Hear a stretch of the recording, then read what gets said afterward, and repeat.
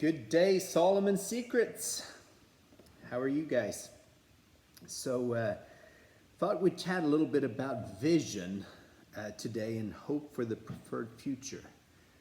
Some interesting thoughts around that concept, and John Maxwell has some great insight and elaborates a little bit about how Solomon's Secrets, how the Proverbs have so much to say about how to have vision, how to have hope for the preferred future. And in today, that's quite fitting. There is a place where it says where there's hope in the future, there's power in the present.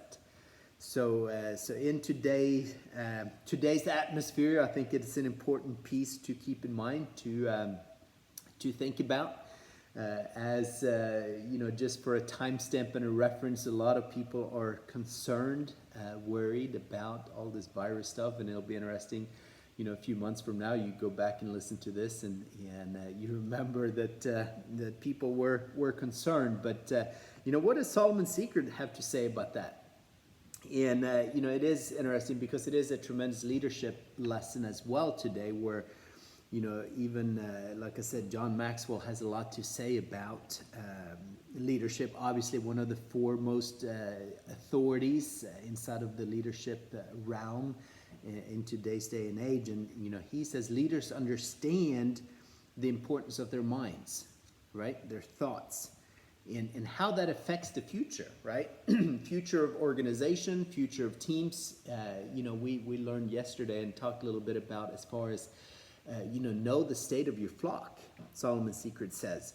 And it is interesting to look at these principles, to look at these timeless fundamentals, if you will, that the Solomon Secrets talks about as far as our minds and truly godly vision for tomorrow. And it's in fact, there's one, obviously we've touched on this before, but as a man thinks in his heart, so is he, right? And that can have a direct impact in determining your character, right? The character that we portray, the character that we display, the character that we become is a direct impact of what we think about in our hearts, right? For as a man thinks in his heart, so is he. Okay? And, we really need to be careful of our thoughts. Because here's the interesting part. If it's in our hearts, they may break into words before we know it. And we know the impact of our words, right? We talk a lot about that. And that's, it's really when you study the Solomon Secrets, there's a theme of the power of your words. And if our thoughts, thoughts eventually become real. And the interim step a lot of times, or most of the time, in fact, is the words that we speak. So, that's why I like what really what John Maxwell challenges people, elaborates on this concept, is be careful of your thoughts, because they can and will become words anytime. Don't waste your thoughts on those who don't hunger for them. So what does Solomon's Secret say about that? He says, do not speak in the hearing of a fool, for he will despise the wisdom of your words. So modern day language, don't waste your breath on people that don't want to listen to you. Don't worry about those. If there are people that don't care about your message, that don't care about what you have to say, don't worry about it. Don't worry about do not speak in the hearing of a fool, for he will despise the wisdom of your words. Right? So don't waste your thoughts on those who don't hunger for them. The first person to lead is you, and the first organ to master is your mind. How can we become a better leader? but first being a follower and leading ourselves and follow. We need to be trained. We need to become, and the very first step is to train ourselves, right? And it says that apply your heart to instruction. This is Solomon's secret. He says, apply your heart to instruction and your ears to the words of knowledge.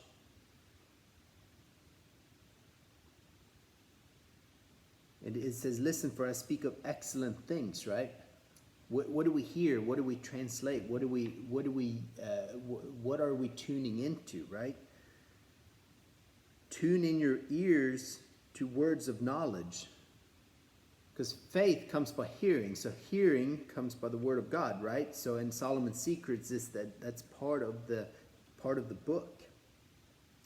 And the first person that we really have to pay attention to, and that's, in marriage, with children, in organizations, taking on a leadership role, we got to lead ourselves. We got to pay attention to who and how we lead, right?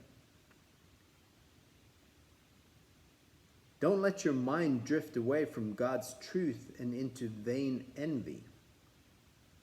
Solomon's Secret puts it this way. Do not let your heart envy sinners, but be zealous for the fear of the Lord all the day. Again, it comes back to the mind. Where do we let our minds go? Be cautious with where our minds go, the thoughts of our hearts, right? Because they become words. Stay confident that your vision will come to pass. That one I think is important for everyone, right? Have faith, hope in the future, right? When there's hope in the future, there's power in the present. And sometimes we just got to remind ourselves, for surely there is a hereafter, and your hope will not be cut off. So really ponder and think about that. Take that one to heart today, right? For surely there is a hereafter. Again, the atmosphere of today, there is a hereafter after all this nonsense of concern, will blow over, right? And your hope will not be cut off. It's not a time to throw in the towel. It's not a time to quit. It's not a time to give up.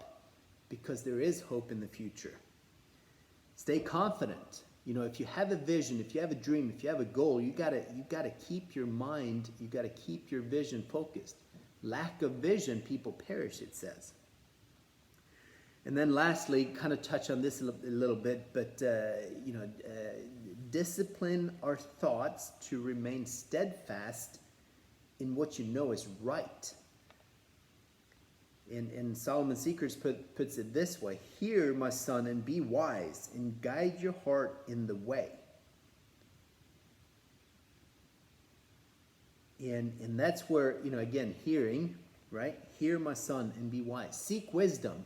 Wisdom is the principal thing, is kind of, again, the reoccurring theme. The power of our words, seeking wisdom, seeking knowledge, seeking understanding. So hope in the future, having vision, hope for a preferred future.